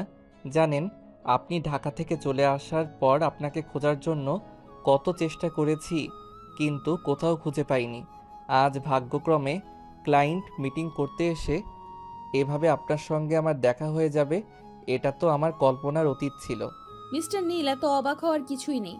আসলে ভাগ্য কাকে কখন কোথায় নিয়ে যায় সেটা বলা যায় না। যেদিন আমি ঢাকা থেকে চলে এসেছিলাম, সেদিন ভেবেছিলাম আর কিছু পারি আর না পারি, হয়তো কিছু একটা করে নিজের পেট তো চালাতে পারবো। তাই সেদিন থেকে নিজের ভাগ্যের সঙ্গে যুদ্ধ করতে শুরু করি, আর যুদ্ধ করতে করতে আজ আমি এই জায়গায় এসে পৌঁছেছি। আপনি জেনে খুবই অবাক হবেন, আমি আপনার সঙ্গে সব কিছু জেনে শুনে কিন্তু আপনাকে ক্লায়েন্ট মিটিংয়ে দেখেছি। আরও একটা খুশির খবর আছে, আগামী সপ্তাহে কিন্তু আমি আবার বাবার সঙ্গে ক্লায়েন্ট মিটিংয়ে করতে যাচ্ছি, কিন্তু আমার বাবা আমার পরিচয় জানে না। মানে আপনি কি বলছেন আমি কিছুই বুঝতে পারছি না। আপনি বাড়ি থেকে চলে এসেছেন এত বছর হলো, আর এখনও আপনি আপনার পরিবারের সঙ্গে যোগাযোগ রাখেননি। আপনার বাবার জানেনই না যে আপনি এত বড় একটা কোম্পানির এমডি হয়েছেন। যেখানে আমার ভালোবাসার মানুষই আমাকে বুঝলো না, সেখানে আমি পরিবার দিয়ে আর কি করব। তাই এই পর্যন্ত আসার পরেও আমি আমার পরিবারকে কোনো কিছুই জানানোর প্রয়োজন মনে করিনি। যাই হোক, আপনি কি আপনার কোম্পানির কাজটা আমাদের দিচ্ছেন? দেখো নেহা, তোমাদের কোম্পানির কাজের সম্পর্কে কিন্তু আমি জেনে শুনে ভালোভাবে বুঝে তারপরেই অ্যাগ্রিমেন্ট করতে এসেছি, কিন্তু এই কোম্পানির এমডি তুমি, সেটা আমি সত্যিই জানতাম না। এখন তো তুমি জানো এই কোম্পানির এমডি আমি। এখন তোমার সিদ্ধান্ত কি? তুমি কি তোমার কোম্পানির কাজ আমাকে দিয়ে করাবে নাকি বাতিল? নেহা, তুমি আজকে আমার সঙ্গে ঢাকায় চলো। তোমার মা তোমাকে ছাড়া অনেক খারাপ আছে। তুমি তো, তোমার বাবা, আমায় একমাত্র সন্তান, তোমার বাবা দেশের বাইরে থাকেন, তোমার মা একা একা খুব খারাপ সময় কাটাচ্ছে। না, সেখান থেকে চলে এসেছি, সেখানে যাওয়ার পিছুটার নেই। তাছাড়া আরও একটা কথা, আমি খুব তাড়াতাড়ি বিয়ে করতে চলেছি। মানে এসব কি বলছো তুমি? আমি কিছুই বুঝতে পারছি না। তুমি তো আমাকে ভালোবাসতে, আর আমার ভালোবাসা পাওনি বলেই তো পরিবার ছেড়ে এখানে চলে এসেছিলে। এখন তুমি বিয়ে করতে চলেছো। অনেক, কাকে বিয়ে করছো আর কেন করছো? এত সব কথা এখন বলার সময় নেই, কারণ আমি তোমার পুরো কোম্পানিটার দায়িত্বে আমি একাই আছি। সব কিছু আমাকে একা হাতে সামাল দিতে হয়, তাই এত কথা বলে সময় নষ্ট করতে চাই না। তোমার সঙ্গে আমার কাজের ব্যাপারে এগ্রিমেন্ট করানোর আছে।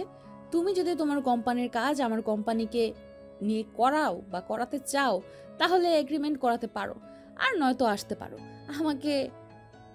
আমার একটা কাজ করতে হবে। এখন তোমার কোনো কাজ নেই, এখন তোমাকে আমার প্রশ্নের উত্তর দিতেই হবে। আমি কিন্তু আমার প্রশ্নের উত্তর না পেলে এখান থেকে কোথাও যাব না। সে তোমার ইচ্ছে, তোমার যা ইচ্ছে হয় তুমি তাই করতে পারো, তাতে আমার কোনো মতামত নেই। ও বেবি, তোমাকে আমি সেই কখন থেকে ফোন করছি, তুমি আমার ফোন তুলছো না কেন? তুমি জানো না তোমার সাথে কথা না বলে আমি থাকতে পারি না, আমার খুব খারাপ লাগে।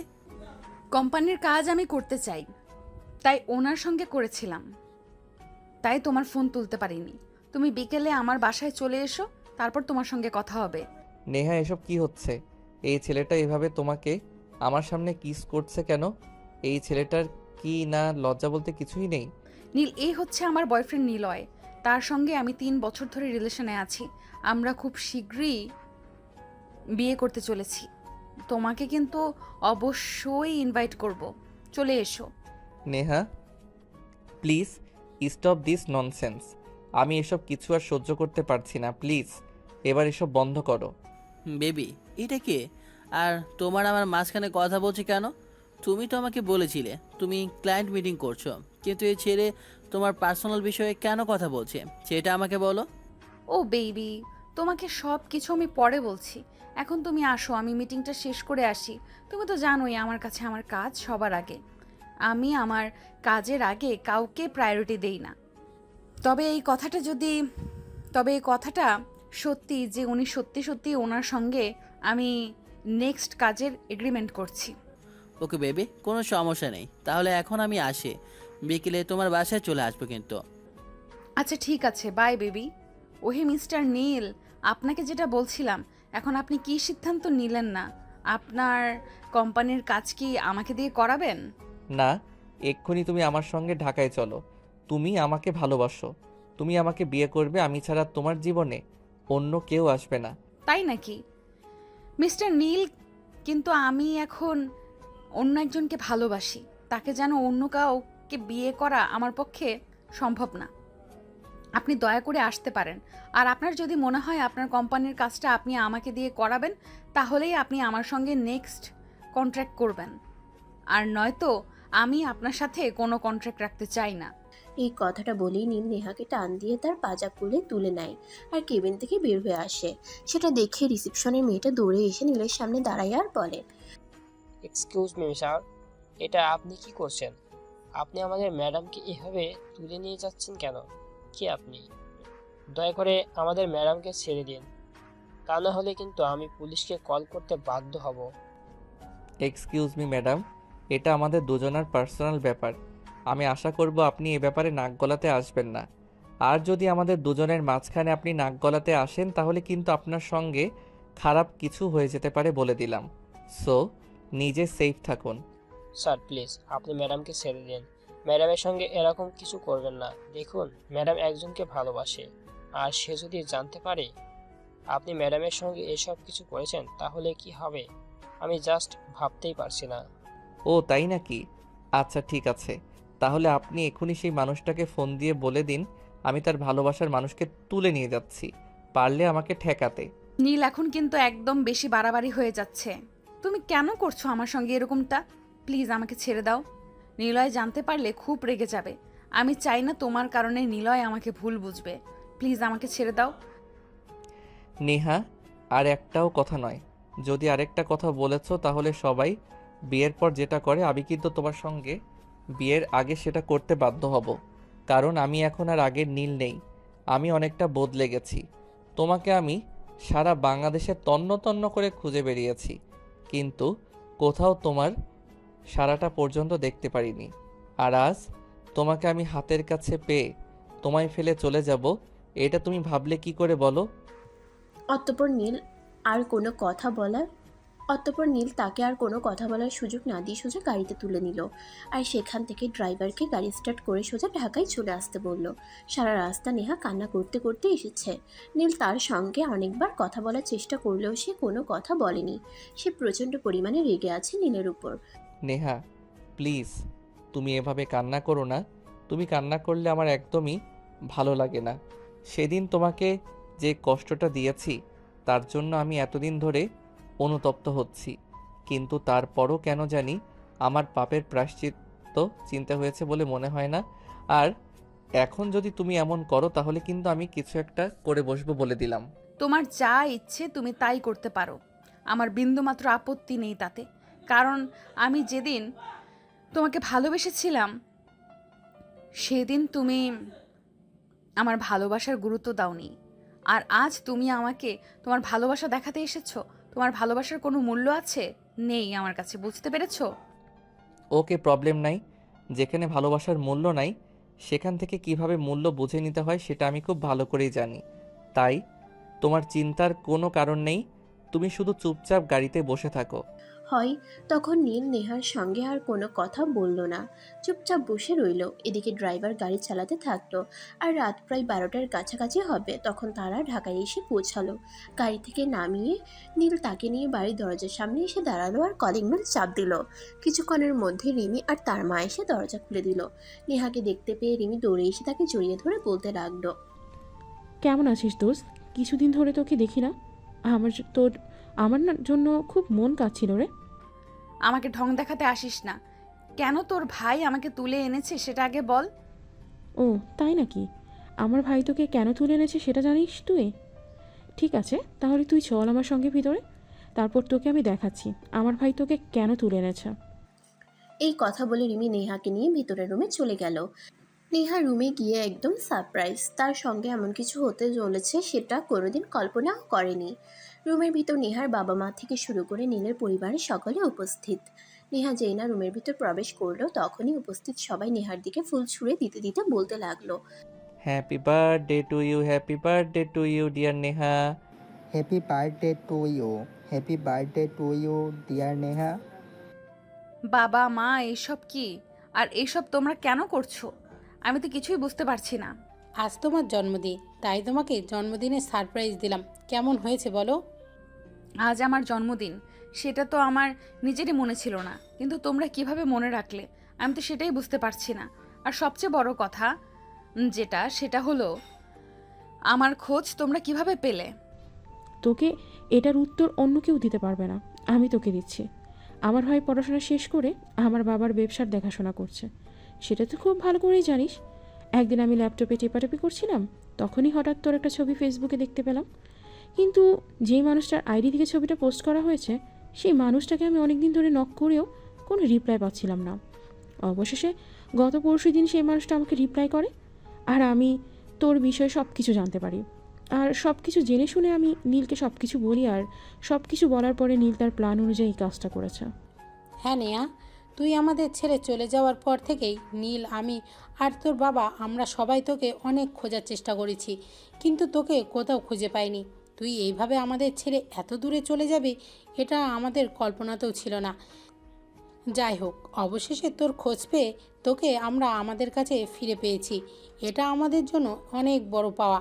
এরপর আমার আর কিছুই চাই না। কিন্তু মা, নীল আমাকে এভাবে তুলে নিয়ে আসলো কেন? সে তো দেখছিল আমি আমার অফিসের গুরুত্বপূর্ণ কাজে ব্যস্ত ছিলাম। আমার অফিসটা এখন কে সামলাবে সেটা আমাকে বলো। সেসব নিয়ে তোমার চিন্তা করার কোনো প্রয়োজন নেই, কারণ আমি আমার ম্যানেজারকে সেখানে রেখে এসেছি। আমার ম্যানেজার আমার মতোই কর্মদক্ষ, যে তোমার অফিস থেকে খুব সহজে আর ভালোভাবে হ্যান্ডেল করে নেবে। এই বিষয়ে তোমাকে কোনো টেনশন করতে হবে না। নীল একদম ঠিক কথাই বলেছে, আমাদের ম্যানেজার সাহেব তোদের অফিসটা কি অনেক সুন্দরভাবেই হ্যান্ডেল করতে পারবে। যাই হোক, তোকে আরও অনেকটা গুড নিউজ দেওয়ার আছে। আমরা সবাই মিলে কিন্তু তোর আর নীলের বিয়ের অ্যারেঞ্জমেন্ট করে রেখেছি। আমরা কিন্তু এই সপ্তাহের মধ্যেই তোদের বিয়ের কাজটা শেষ করতে চাই। কিসের বিয়ে, কার বিয়ে, আর কার সঙ্গে বিয়ে? আমি তো কিছুই বুঝতে পারছি না। এত কিছু তোর জানা বোঝার কোনো প্রয়োজন নেই। বিয়ে ঠিক হবে এটাই ঠিক, আর নীলের সঙ্গেই তোর বিয়ে ঠিক হবে। আমি নীলকে কেন বিয়ে করব? আমি অন্য একজনকে ভালোবাসি, তার সঙ্গে খুব তাড়াতাড়ি আমার বিয়ে হতে চলেছে, আর তাকে বিয়ে করব বলে আমি কথা দিয়েছি। এই মুহূর্তে অন্য কাউকে আমি কেন বিয়ে করব বলো?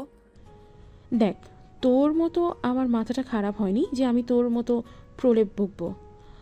তোর জীবনে একটাই ভালোবাসার মানুষ আছে, আর সেটা হলো নীল। নীল ছাড়া তুই কোনোদিনও কাউকে ভালোবাসতে পারিস না।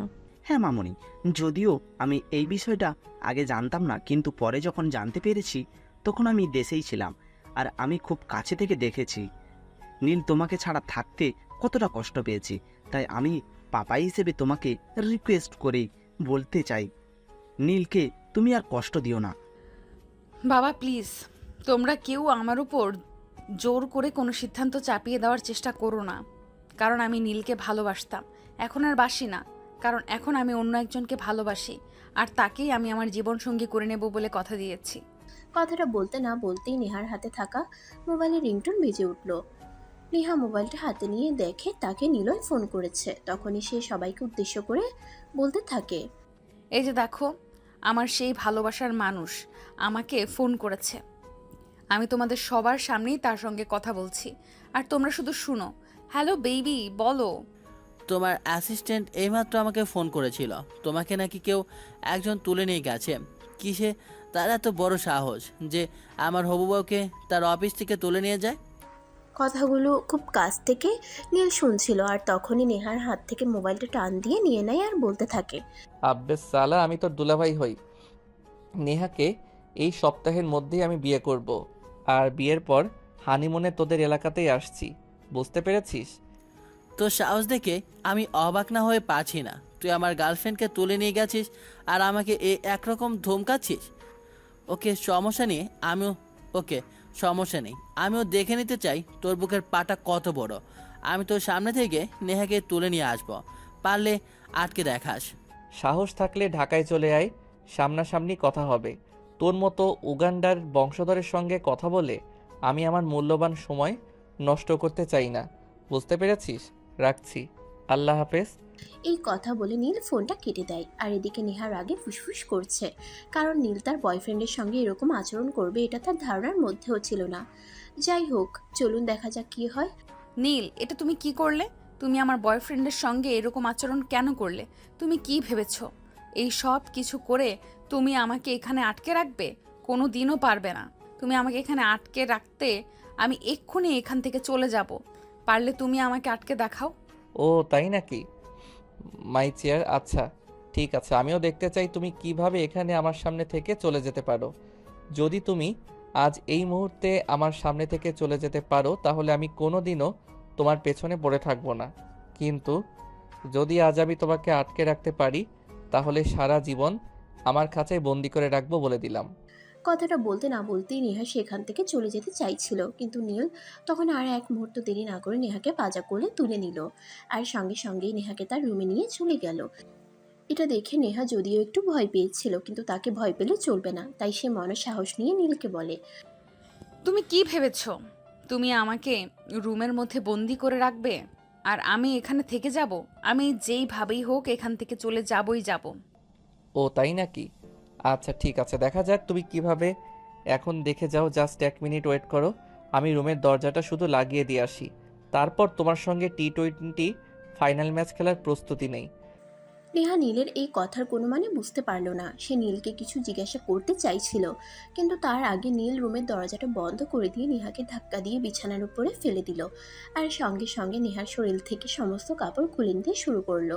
এটা দেখে নেহা অনেকটাই ভয় পেয়ে যায় আর বলতে থাকে, এই নীল, কি করছো তুমি?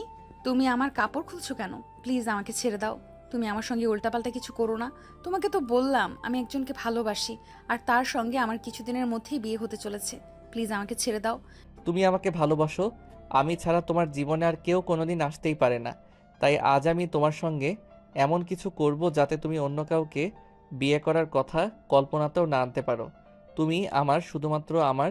তোমার ভাগ আমি পৃথিবীর কাউকে দেব না, বলতে দিলাম। ওই কথা শেষ হবার আগেই নেহার শরীর থেকে সমস্ত কাপড় নীল ছিনিয়ে নিয়েছে। বিবস্ত্র অবস্থায় নেহা নিজেকে ঢাকার বৃথা চেষ্টা চালিয়ে যাচ্ছে। নেহার শরীর থেকে সমস্ত কাপড় ছিনিয়ে নিয়ে নীল নেহার দিকে একটু একটু করে এগিয়ে আসছে। নেহা, অযথাই চেষ্টা করে কোনো লাভ হবে না, কারণ আজ তোমাকে আমার কাছে সবই দিতেই হবে। এছাড়া তোমার সামনে আর কোনো পথ খোলা নেই। I hope you better understand what I say. Neha তখন কি করবে কিছুতেই বুঝে উঠতে পারছে না, কারণ রুমের মধ্যে সে আর নীল ছাড়া অন্য কেউ নেই, আর রুমের দরজা ভিতর থেকে বন্ধ করা আছে। তাই হাজার চেষ্টা করলেও কেউ বাইরে থেকে রুমের ভিতরে প্রবেশ করতে পারবে না। তাই নেহা নিজেকে রক্ষা করা প্রায় অসম্ভব। এসব কিছু নেহা মনে মনে চিন্তা করছিল আর খুব কান্না করছিল। এমন সময় নীল তার দুই গালে হাত রেখে বলে, I am so sorry Neha, please তুমি আমাকে ক্ষমা করে দাও। আমি অনেকটাই উত্তেজিত হয়ে পড়েছিলাম, তাই তোমার সঙ্গে এরকম ব্যবহার করেছি। আমি কখনোই তোমার সঙ্গে এরকম ব্যবহার করতে চাইনি। দেখো নেহা, তুমি আমাকে অনেক ভালোবাসো, সেটা আমি বেরোতে হলেও বুঝতে পেরেছি। আর যেদিন থেকে বুঝতে পেরেছি সেদিন থেকে আমি তোমাকে আমার করে নেওয়ার চেষ্টা চালিয়ে যাচ্ছি। কিন্তু তুমি তো অনেক দূরে চলে গিয়েছিলে, যেখানে তোমার কোনো খোঁজ আমি পাচ্ছিলাম না। অবশেষে অনেক কষ্ট করে আমি তোমাকে খুঁজে পেয়েছি, তাই আমি তোমাকে আর হারিয়ে ফেলতে চাই না। নীল, তুমি ভুল কথা বলছো। কারণ আমি তোমাকে ভালোবাসতাম, তবে এখন আর বাসি না। তার একটাই কারণ, সেটা হলো আমি যখন তোমাকে ভালোবেসেছিলাম তখন তুমি আমাকে কোনো গুরুত্ব দাওনি। আর এখন তোমাকে আমি ভালোবাসি না, আর আমার করে পেতেও চাই না। আমি না, তুমি ভুল কথা বলছো, কারণ তুমি মুখে এক কথা বলছো আর তোমার চোখ অন্য কথা বলছে। শোনো, আমি এটা খুব ভালো করে জানি যে ভালো জীবনে একজনকেই বাসা যায়, আর ভালোবাসার জায়গা দ্বিতীয় কাউকে দেওয়া যায় না। আর তোমার মনের ভালোবাসার জায়গায় শুধু আমার ছবি রয়েছে। নীল প্লিজ, আমি তোমাকে রিকোয়েস্ট করে বলছি এবং শেষবারের মতো বলছি, তুমি আমার সঙ্গে দয়া করে উল্টাপাল্টা কিছু করো না। কারণ আমি নিলয়কে কথা দিয়েছি কিছুদিনের মধ্যেই তাকে বিয়ে করব। আমি আমার দেওয়া কথার বরখেলাপ করতে পারি না। সো প্লিজ তুমি আমাকে এখান থেকে যেতে দাও। হ্যাঁ ঠিক আছে, আমি তোমাকে এখান থেকে চলে যেতে দিব, কিন্তু যদি তুমি সত্যি এটা প্রমাণ করতে পারো যে নিলয় তোমাকে সত্যিই ভালোবাসে, আর যদি তুমি এটা প্রমাণ করতে না পারো, তাহলে কিন্তু সারা জীবনের জন্য তোমাকে আমার কাছেই থেকে যেতে হবে, আর সারা জীবন আমার জ্বালাতন সহ্য করতে হবে। ওকে ঠিক আছে, চ্যালেঞ্জ অ্যাকসেপ্টেড।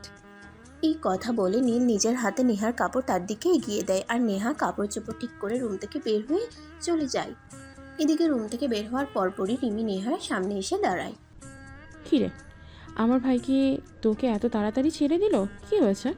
ঝামেলা করিসনি তো কোনো? না, তোর ভাইয়ের সঙ্গে আমি কেন ঝামেলা করতে যাব? তোর ভাই তো আমার সঙ্গে ঝামেলা করতে চেয়েছিল। যাই হোক, তোর ভাই আমাকে চ্যালেঞ্জ করেছে। নিলয় আমাকে ভালোবাসে, এটা যদি প্রমাণ করতে পারি তাহলে সারা জীবনের জন্য আমার পথ থেকে সরে দাঁড়াবে। আর যদি আমি এটা প্রমাণ করতে না পারি তাহলে আমি তোর ভাইকে মেনে নেব। আমার মনে হয় অযথাই ঝামেলা না করে আমার ভাইকে মেনে নেওয়াটাই তোর জন্য ভালো হবে। কারণ আমার ভাই কোনো কিছু না জেনে শুনে এমন সিদ্ধান্ত নেয় না। সে হয়তো নিলয়ের সম্পর্কে কোনো এভিডেন্স পেয়েছে, যার কারণে সে তোকে কনফিডেন্সলি এই কথাগুলো বলতে পারছে। শোন, দুনিয়াটা এত সহজ নয়, আর সব কিছু এত মগের মুল্লুক নয় যে বললেই হয়ে যায়। নিলয় কোথায় থাকে আর তোর ভাই কোথায় থাকে, আর সেখানে নিলয়ের সম্পর্কে কোনো এভিডেন্স পাওয়া তোর ভাইয়ের পক্ষে এত সহজ বলে আমি মনে করছি না। তার মানে আমি বা আমরা তোকে যতই বোঝানোর চেষ্টা করি না কেন, তুই কোনো কিছু বুঝবি না, এটাই ঠিক করে নিয়েছিস। আচ্ছা ঠিক আছে, আমাদের কোনো সমস্যা নেই। তোর যা ভালো মনে হয় তুই কর। তারপর রিমি নেহার সঙ্গে আর কোনো কথা বলল না। নেহাও তার সঙ্গে কোনো কথা না বলে সেখান থেকে বের হয়ে সোজা নিজেদের বাড়িতে চলে গেল। আর সেখানে যেতেই তার বাবা তাকে বলল, মামনি, তুমি অনেক দিন পর এখানে ফিরে এসেছো। অনেক দিন ধরে তোমাকে সঙ্গে নিয়ে বসে খাওয়া দাওয়া করা হয় না। তুমি ফিরে এসেছো, সেই আনন্দে আজ তোমার মা অনেক কিছু রান্নাবান্না আয়োজন করেছে। তাই বলছে কি, তুমি ফ্রেশ হয়ে আসো, সবাই একসঙ্গে বসে খাবার খাবো। নেহা তার বাবাকে কোনো উত্তর না দিয়ে চুপচাপ সেখান থেকে নিজের রুমে চলে যায়। আর তারপর ফ্রেশ হয়ে প্রায় আধা ঘন্টা পর নিচে ফিরে আসে। নিচে এসে দেখে তার মা সবার জন্য খাবার রেডি করে বসে আছেন। সে টেবিলে এসে বসার সঙ্গে সঙ্গে তার মা তার পাতে খাবার তুলে দেয়, আর সঙ্গে সঙ্গেই সে খাওয়া শুরু করে। অনেকদিন পর নিজের মায়ের হাতে রান্না খায়। পরম তৃপ্তি সহকারে নেহা খাবার শেষ করে। নেহা দেখো, তুমি আমাদের একমাত্র আদরের রাজকন্যা। ছোটবেলা থেকে অনেক আদর করে তোমাকে আমরা মানুষ করেছি, তবে কতটুকু মানুষ করেছি সেই বিষয়ে আমি যথেষ্ট সন্দেহাতীত। যাই হোক, সেই সব বিষয় নিয়ে এখন আমি আলোচনা করতে চাই না। এখন আমি তোমাকে সেটা বলতে চাই, সেটা হলো আমরা সবাই আর অনেক চিন্তাভাবনা করেই সিদ্ধান্ত নিয়েছি নীলের সঙ্গে তোমার বিয়েটা হওয়া উচিত। ঠিক কোন কারণে তোমাদের মনে হচ্ছে নীলের সঙ্গে আমার বিয়েটা হওয়া উচিত, সেটা আমি কোনোভাবেই বুঝতে পারছি না। অন্য কোনো কারণ নেই, আমাদের কোনো স্বার্থসিদ্ধিও নেই। শুধু একটাই কারণ, তুমি নিজেকে ভালোবাসো আর নীল তোমাকে ভালোবাসে।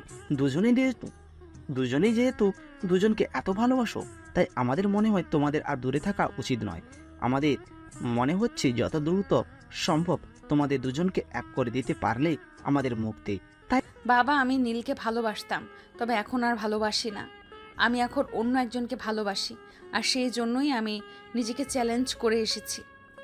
আমি নিলয়কে ভালোবাসি আর নিলয় আমাকে ভালোবাসে। এটা যদি আমি প্রমাণ করতে পারি তাহলে নীল আর কোনো দিন আমার সামনে ভালোবাসার দাবি নিয়ে দাঁড়াবে না। তাই নাকি? আচ্ছা ঠিক আছে, তোমার যেটা ভালো মনে হয় তুমি সেটাই করো, করতে পারো। আমি তোমাকে আর কোনো বাধা দেব না, কারণ তুমি এখন অ্যাডাল্ট। তখন নেহা আর কোনো কথা না বলে চুপচাপ নিজের রুমে চলে গেল। অন্যদিকে নীল তার প্ল্যান মাফিক কাজ করতে থাকে, কারণ সে খুব ভালো করেই জানতো নিলয় আর যাই হোক কোনো ভালো ছেলে হতে পারে না। তাই সে তার পরিচিত এক বান্ধবীকে নিলয়ের পিছনে লাগিয়ে দেয়, আর 3 দিনের মধ্যেই তাদের প্রেম হয়ে যায়। আজ নিলয় তার নতুন প্রেমিকার সঙ্গে ডেটিংয়ে যাবে, আর সেই জন্যই নীল হ্যাঁকে সকালবেলা ফোন দেয়। নেহা, আজ বিকেলে তুমি আমার সঙ্গে এক জায়গায় যাবে, তোমার জন্য একটা বিশাল সারপ্রাইজ অপেক্ষা করছে সেখানে। সারপ্রাইজ সেটাও আবার তুমি দিবে? সেখানে তো আমার একদমই যাওয়া চলে না, কারণ তোমার মতো মানুষের সঙ্গে আর যাই হোক কোথাও যাওয়া যায় না। তাই আমি তোমার সঙ্গে কোথাও যাচ্ছি না। নেহা, সারপ্রাইজ আমি তোমাকে দেব না, অন্য কেউ তোমাকে দেবে, তবে সেখানে তোমাকে যেতেই হবে। আর তুমি যদি নিজের ইচ্ছায় যেতে না চাও তাহলে আমাকে জোর করে তোমাকে নিয়ে যেতে হবে। মানে তুমি কি বলতে চাইছো? আমি কিছুই বুঝতে পারছি না। তুমি আমাকে জোর করে নিয়ে যাবে, কিন্তু কেন? আর অন্য কেউ যদি আমাকে কোনো প্রমিস দিতে চায় তাহলে যে কেন আমাকে সামনাসামনি এসে সারপ্রাইজ দিচ্ছে না? কেন আড়াল থেকে আমাকে তার সারপ্রাইজ দিতে হবে?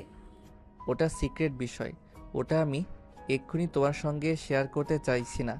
তুমি সেখানে যাওয়ার পরেই সব কিছু জানতে পারবে। এখন কথা হলো, তুমি আমার সঙ্গে নিজের ইচ্ছায় যাচ্ছ কি যাচ্ছ না? তোমার কথা শুনে কেন জানি আমার মনে হচ্ছে বিষয়টা খুব ইন্টারেস্টিং।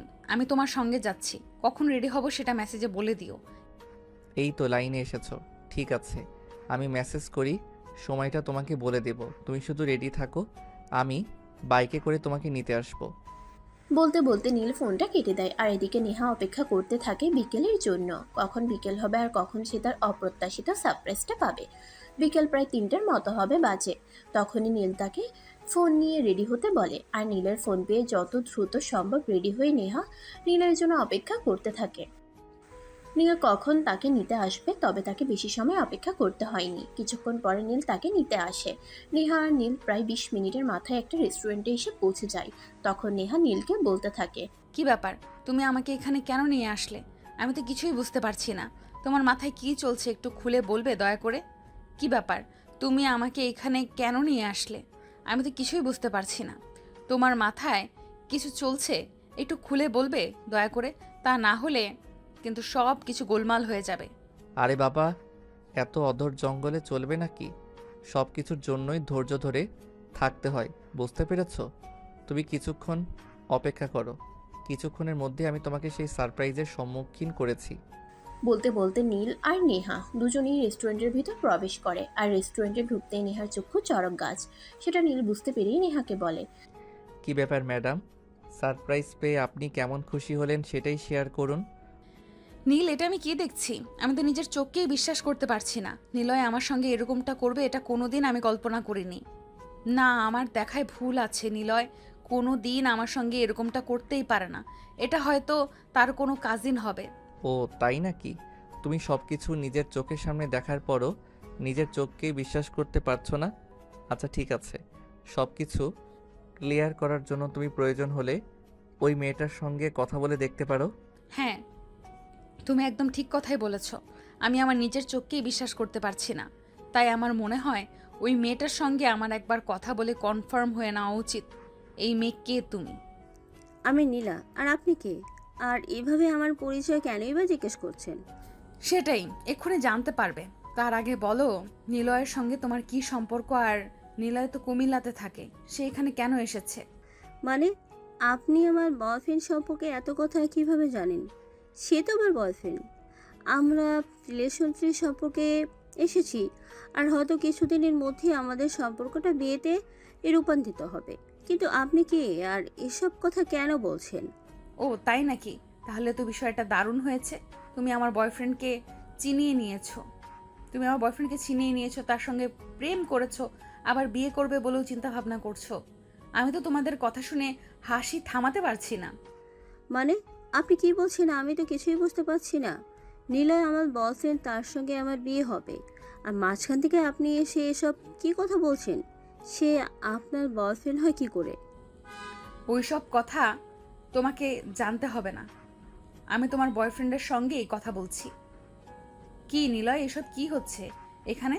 তুমি তো আমাকে ভালোবাসো, আর রিসেন্টলি আমরা বিয়ে করতে চলেছি, আর মাঝখানে তুমি একটা মেয়েকে নিয়ে রেস্টুরেন্টে চলে এসেছো। এটা কি করে সম্ভব? সে আবার কি বলবে? সে আর কি বলবে তোমাকে, কারণ সেটা তোমাকে কোনোদিন ভালোবাসেনি। ভালোবেসেছিল তোমার রূপ আর তোমার যৌবনকে। কিন্তু যখন আমি তোমাকে তুলে নিয়ে চলে আসলাম, সেই এই খবরটা জানতে পারলো, তারপর থেকে তোমার পথ থেকে সরে গেছে। মানে এসব কি হচ্ছে আমার সঙ্গে? আমি তো কিছুই বুঝতে পারছি না, আর বিশ্বাসও করতে পারছি না।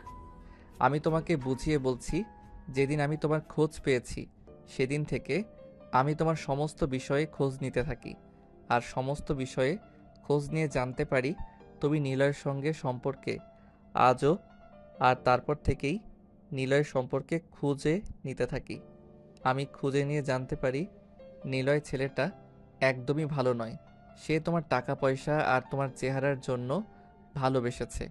সে যেদিন জানতে পারে আমি তোমাকে নিয়ে ঢাকায় চলে এসেছি, সেদিন সে আমার সঙ্গে পাঙ্গা দিতে পারবে না, এটা বুঝতে পেরেই তোমার পথ থেকে সারা জীবনের জন্য সরে গেছে, আর নতুন মুরগি খুঁজতে শুরু করেছে।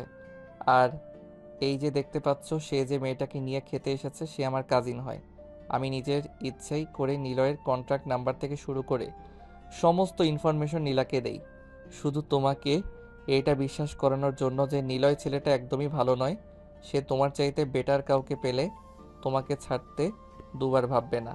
কথাগুলো শুনে নেহার মাথা ঘোরাচ্ছিল। সে কোনো রকমে নিজেকে ঠিক করে নিয়ে নিলয়ের গালে ঠাস ঠাস করে বেশ কয়েকটা চড় বসিয়ে দিয়ে তারপর বলতে থাকে, বিশ্বাসঘাতক বেইমান, তোর কাছ থেকে আমি এগুলো কোনো দিনই আশা করিনি। আমি ভেবেছিলাম তুই অন্য সবার মতো না, তুই হয়তো একটু ভালো হবি, তাই আমি তোকে ভালোবাসতে শুরু করেছিলাম। আর তুই কিনা শেষে এই চিন্তা নিয়ে ঘুরছিলি। নীল তো তোর বিষয়ে সব সত্য কথাই বলেছিল। আমি তো শুধু শুধু ছেলেটাকে ভুল বুঝলাম, আর তার কথাগুলো বিশ্বাস করতে চাইলাম না। আজকের পর থেকে তোর সঙ্গে আমার কোনো সম্পর্ক নেই। তুই আমার সঙ্গে যোগাযোগ করার আর কোনো চেষ্টাই করবি না। তুই যদি আজকের পর কখনো আমার সঙ্গে যোগাযোগ করার চেষ্টা করিস, তাহলে কিন্তু আমি তোকে পুলিশের হাতে তুলে দিতে দুইবার চিন্তা করব না, এটা তোকে বলে দিলাম। তারপর আর কোনো উত্তরের অপেক্ষা না করে নেহা হন হন করে রেস্টুরেন্ট থেকে বের হয়ে সোজা বাসায় চলে আসে। অপরদিকে নীল তার বান্ধবী নীলাকে বলে, থ্যাংক ইউ দোস্ত, থ্যাংক ইউ সো মাচ আমাকে এভাবে সহযোগিতা করার জন্য। তুই যদি আজ আমাকে এইটুকু সহযোগিতা না করতি তাহলে আমি নেহার ভুল ভাঙাতে পারতাম না। আর যদি নেহার ভুল ভাঙাতে না পারতাম তাহলে হয়তো নেহাকে নিজের করে নেওয়াটা আমার জন্য আরও কষ্টসাধ্য হতো। তোকে ধন্যবাদ, অশেষ ধন্যবাদ। আচ্ছা বাবা, ঠিক আছে, সেসব কথা পরে বলা যাবে। এখন আগে নেহার কাছে যা, তার মনের অবস্থা বোঝার চেষ্টা কর, আর সময় খুঁজে পদক্ষেপ নে। নীল সেখানে এক মুহূর্ত দেরি না করে বের হয়ে আসে। উদ্দেশ্য নেহার বাসা। নেহার বাড়িতে এসে সে সোজা নেহার রুমে চলে যায়। গিয়ে দেখে নেহা বিছানায় উপর হয়ে শুয়ে থেকে কান্না করছে। তখন সেই নেহার পাশে বসে তার মাথায় হাত রেখে বলতে থাকে, নেহা প্লিজ, তুমি এভাবে ভেঙে পড়ো না। তোমাকে এভাবে কষ্ট পেতে দেখলে আমার অনেক কষ্ট হয়। তাই প্লিজ আমি তোমাকে রিকোয়েস্ট করে বলছি, এভাবে কান্না করো না, নিজেকে কষ্ট দিও না। আমি ভাবতে পারছি না আমি কিভাবে পরপর এভাবে ভুল করে চললাম। প্রথমবার তোমাকে ভালোবেসে ভুল করলাম, আর দ্বিতীয়বার একটা উগান্ডারের বংশদেরকে ভালোবেসে ফেললাম। আমি বুঝতে পারছি না আমার জীবনটা কি ভুলে ভুলেই চলে যাবে নাকি। নীল, আমি এই মুহূর্তে তোমার সঙ্গে কোনো কথা বলতে চাইছি না। তুমি এখন আমার বাসা থেকে চলে যেতে পারো। আমি একটু একা থাকতে চাই, আমি নিজেকে সময় দিতে চাই। তখন নীল বুঝতে পারে আসলে এই মুহূর্তে নেহার একা থাকাটা খুবই প্রয়োজন, নিজেকে সময় দেওয়া প্রয়োজন। তাই সে আর এক মুহূর্ত দেরি না করে সেখান থেকে চলে গেল। আর এরপর চলে গেল আরও এক সপ্তাহ সময়। মামনি প্লিজ, তুমি এভাবে একা থেকো না। তুমি কষ্ট পাচ্ছ, সেটা দেখতে আমাদেরও খুব খারাপ লাগছে। আমরা বাবা মা হয়ে তোমার এই কষ্ট মেনে নিতে পারছি না। বাবা, আমি এতগুলো ভুল কিভাবে করলাম সেটাই বুঝতে পারছি না। প্রথমবার নিজেকে ভালোবেসে ফেললাম, সে আমার চাইতে অনেকটা জুনিয়র। তার ভালোবাসা না পেয়ে আমি শহর ছেড়ে চলে গেলাম। তারপর আরেকটা ভুল করলাম। কেন আমি এত বড় ভুল করলাম জীবনে? মামনি, মানুষ মাত্র ভুল করবে, আর ভুল না করলে তুমি জীবনে কোনো কিছু শিখতে পারবে না। তাই আমি বলবো ভুল করা জীবনে ভালো একটা কাজ, কারণ ভুল করলেই তুমি নতুন কিছু শিখতে পারবে। তাই আমার মনে হয় এখন তোমার সঙ্গে যা হবে সব ভালো হবে। নীল তোমাকে পাগলের মতো ভালোবাসে। তুমি শহর ছেড়ে চলে যাওয়ার পর থেকে ছেলেটা তোমাকে সারা শহর পাগলের মতো খুঁজেছে, আর যখন তোমার হদিস পেয়েছে তখন পাগলের মতো সেখানে ছুটে চলে গেছে। বাবা, আমি নীলকেও আমার জীবনে ফিরে পেতে চাই না, কারণ আমি যখন তাকে ভালোবেসেছিলাম তখন সে আমার ভালোবাসার মূল্য দেয়নি। যেখানে ভালোবাসার মূল্য নেই সেখানে আমি কি করব বলো? মামনি, আমার মনে হয় তুমি ভুল কিছু বলছো, কারণ নীল তখন তোমার ভালোবাসার গুরুত্ব দেয়নি, কারণ সে তোমার ভালোবাসাটা বুঝতে পারেনি। তুমি তার থেকে বয়সে অনেকটাই বড়, তাই সে হয়তো ভেবেছিল তুমি তার সঙ্গে মজা করছো, তখন বুঝতে পারেনি তোমার ভালোবাসাটা সত্যি ছিল। কিন্তু তুমি যখন তার সঙ্গে অভিমান করে শহর ছেড়ে চলে গিয়েছিলে, তখন আমরা প্রত্যেকটা মানুষ প্রত্যেকটা মিনিটে প্রত্যেকটা সেকেন্ডে উপলব্ধি করেছি নীল তোমাকে কতটা ভালোবেসেছে। তার মানে তুমি আমাকে কি বলতে চাইছো? এই মুহূর্তে আমি যা যা করেছি সব কিছু ভুলে গিয়ে নীলকে আবার ভালোবেসে কাছে টেনে নিতে? হ্যাঁ, একদমই তাই। আমি বাবা হিসেবে তোমাকে সাজেস্ট করার পর যা কিছু হয়েছে সব ভুলে যাও, নীলকে ভালোবেসে কাছে টেনে নাও।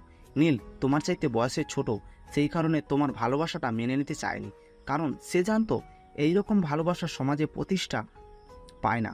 সবাই এসব নিয়ে অনেক হাসাহাসি করে, তবে সে যখন বুঝতে পেরেছে সমাজের আগে ভালোবাসা, সমাজ কখনো ভালোবাসা মানুষকে এনে দেয় না, তাই সেদিন থেকে সে ভালোবাসাকেই খুঁজতেই শুরু করেছে, সমাজকে নয়। নেহা তখন দেরি না করে নীলের বাড়িতে চলে যায়, আর এসে দেখে নীল বাড়িতে কোথাও নেই। তাই সে তার বান্ধবী রিমিকে জিজ্ঞাসা করে, কিরে রিমি, সারা বাড়ি তন্ন তন্ন করে খুঁজে দেখলাম কিন্তু কোথাও নীলকে দেখতে পেলাম না। কেন, নীল কোথায় গিয়েছে? কি হয়েছে নীলের? এই নীলের শরীরটা গতকাল রাত থেকে ভালো যাচ্ছে না, একটু পরপর হাত পা ঠান্ডা হয়ে আসছে, জ্ঞান হারাচ্ছে। আমরা সবাই তাকে নিয়ে অনেক আতঙ্কে আছি, তাই কিছুক্ষণ আগেই আমার মা তাকে হসপিটালে নিয়ে গেছে, আর তার অবস্থা নাকি খুবই খারাপ। কি বলছিস তুই? কিভাবে হয়েছে এসব? আর তারা কোন হসপিটালে আছে আমাকে কিছু বলতে পারবি? তখন সব কিছু খুলে বলে। শান্তি পেয়ে তখনই হসপিটালে চলে আসে। হসপিটালে এসে দেখে নীলের মা হসপিটালে বারান্দায় পায়চারি করছে। তখনই নেহা ছুটতে ছুটতে গিয়ে নীলের মায়ের কাছে দাঁড়ায় আর জিজ্ঞাসা করে, আন্টি কি হয়েছে নীলের? নীল এখন কেমন আছে? কিছুই বলা যাচ্ছে না মা, ডক্টর যতদূর বলেছে সে নাকি মানসিকভাবে খুবই বিব্রত, ইদানিং মানসিক চাপের মধ্যে দিয়ে যাচ্ছে, তাই এরকম হয়ে যাচ্ছে। এখন কি অবস্থা নীলের? নীল এখন কেমন আছে? ডক্টর কি বলেছে? নীল ঠিক হয়ে যাবে তো আন্টি? ডক্টর জাকির করানোর জন্য নিয়ে গেছে, তাই আমি এখানে অপেক্ষা করছি। আমি এখনো কিছু বলতে পারছি না, ওই তো দেখা যায় ডক্টর বের হচ্ছে। ডক্টর, আমার নীল কেমন আছে? তার খারাপ কিছু হয়নি তো? সে সুস্থ হয়ে যাবে তো? দেখুন, আমি নিশ্চিত হয়ে কোনো কিছু বলতে পারছি না, কারণ রুগীর হার্টের অবস্থা খুব একটা ভালো নয়। সেই ইদানিং খুবই মানসিক চাপের মধ্যে জিয়ে যাচ্ছি, সেটা অনেক দিন ধরেই, তাই সবই উপরওয়ালার হাতে ছেড়ে দিতে হবে। তিনি চাইলে নীল আমাদের মাঝে সুস্থ হয়ে স্বাভাবিক অবস্থায় ফিরে আসবে, আর নয়তো খারাপ কিছু হয়ে যেতে পারে। তাই এই মুহূর্তে আল্লাহর উপর ভরসা করে ছাড়া কিছুই করার নেই। ডক্টর, এইভাবে বলবেন না প্লিজ। নীল আমার একমাত্র ভালোবাসা। নীল আমার জীবন থেকে চলে গেলে আমি কাকে নিয়ে বেঁচে থাকবো? আপনার যত টাকার প্রয়োজন হয় আমি দেব, কিন্তু নীলকে আমি সুস্থ অবস্থায় বাড়িতে নিয়ে যেতে চাই। দেখুন, বললাম তো এখানে আমাদের কোনো হাত নেই, আমরা আমাদের সর্বোচ্চ চেষ্টা করছি, কিন্তু রোগী কোনোভাবেই মানসিক শক্তিটা পাচ্ছে না, তাই আমাদের লাগে ফিরিয়ে আনতে খুবই কষ্ট হচ্ছে। তাই তো বললাম সব কিছু উপরওয়ালার হাতে, তিনি চাইলেই সব সম্ভব হবে।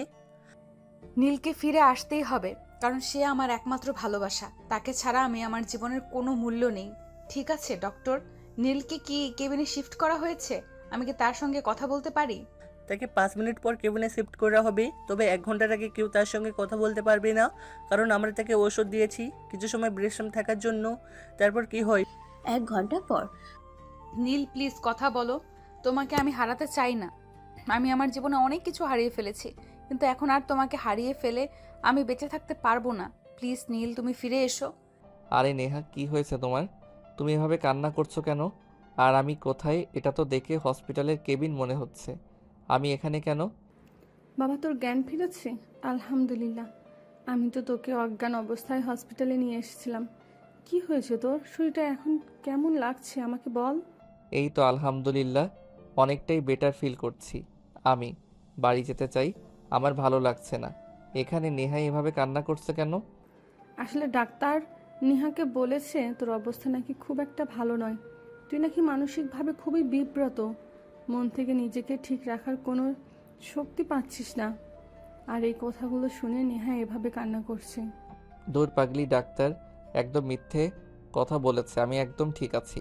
তোমাকে পেলে আমি কোথায় চলে যাব বলো? আমি তোমার ছিলাম আর তোমারই আছি। কারণ আমাদের ভালোবাসাটা সত্যিকারের ভালোবাসার কখনো পরাজয় হয় না। তুমি আমাকে ছুঁয়ে কথা দাও, তুমি আমাকে পেলে কখনো কোথাও চলে যাবে না, কারণ তুমি আমার জীবনের প্রথম আর শেষ ভালোবাসা। যখন থেকে ভালোবাসতে শিখেছি তখন থেকে তোমাকে ভালোবেসেছি, আর যখন জীবন থেকে ভালোবাসা হারিয়ে যাবে তখন আমি শুধু তোমাকেই ভালোবাসবো। তুমি ছাড়া আমার এই জীবন অর্থহীন।